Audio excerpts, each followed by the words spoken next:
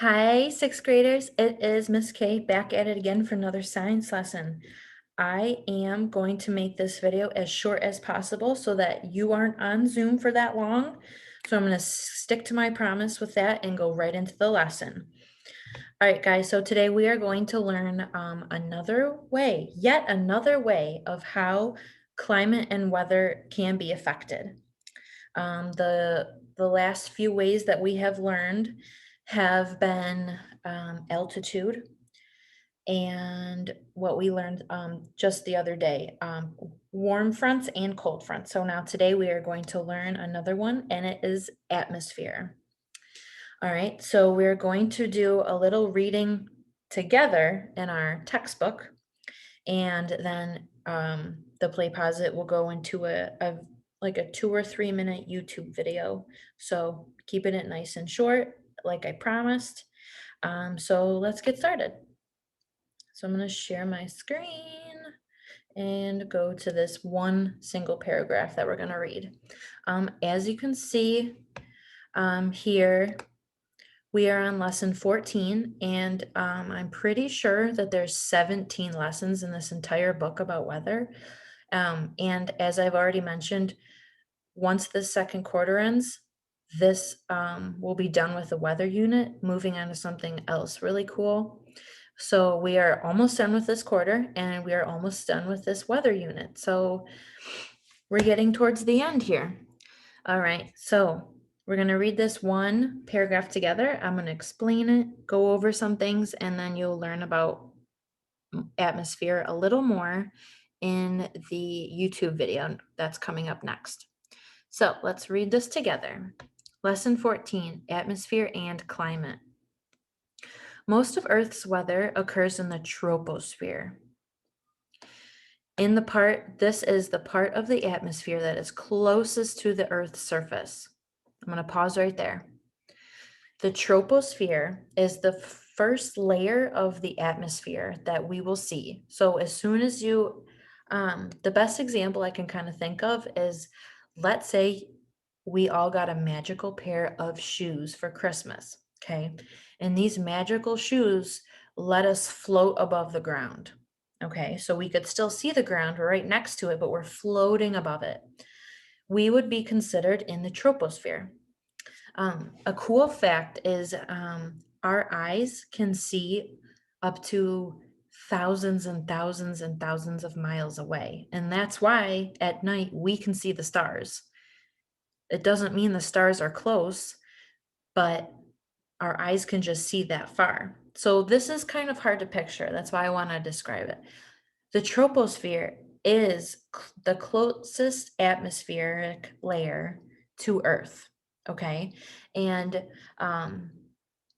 it's about 5 to 10 miles outside of Earth. Okay. So you really just got to think about these examples and try to understand as best you can. Okay. It's a new topic. So think about, we're floating on our magical shoes. We're in the troposphere, okay? So think about this. My hand is Earth.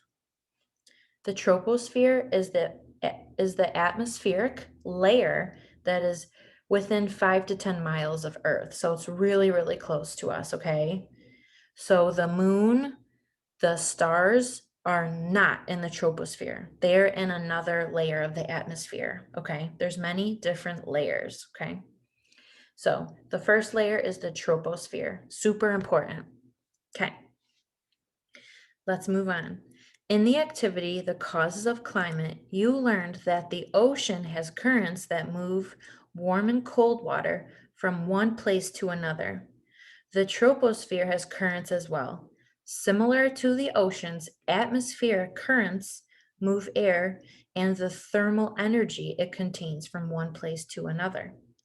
The patterns of the currents in the oceans and atmosphere are major factors of what help determine regional climates.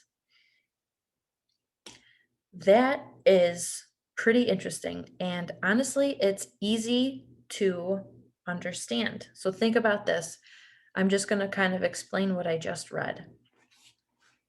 A few weeks ago in December, we had learned about another reason of why the climate and weather can change, and that was because of oceans, and more specifically, ocean currents. You guys have probably seen streams and lakes that have currents, fast moving water. Well, we talked about how those are called currents, and currents travel warm, I want to say this right. Currents travel warm water and currents travel cold water through.